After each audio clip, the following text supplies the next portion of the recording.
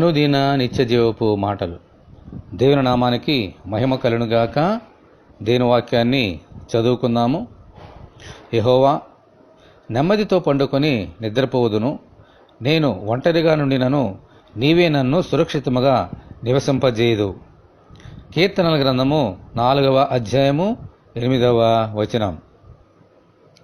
యేసు ఆయన శిష్యులు ఒకసారి ఒక దోణిలో ప్రయాణం చేస్తూ వెళ్తున్నారు. అప్పుడు పెద్ద తుఫాను రేగి ఆయన ఉన్న దోణి మీద అలలు కొట్టినందున దోణి నిండిపోయింది. ఆ సమయంలో యేసు తలవాల్చుకొని నిద్రపోతున్నారు. ఆయన శిష్యులు మాత్రము నెమ్మది లేక భయముతో వణిగిపోతున్నారు. ఏమిటి కారణం?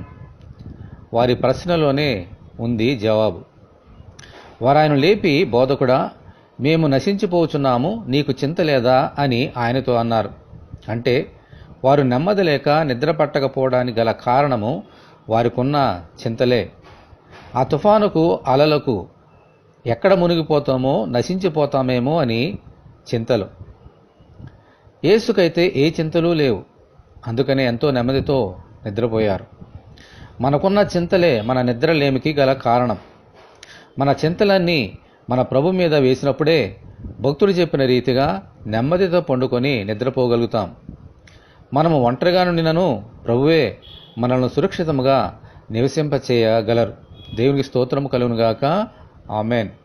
మనమందరము దేవుని ప్రార్థన చేసుకుందాము. ప్రభువా, మీకు వందనాలు.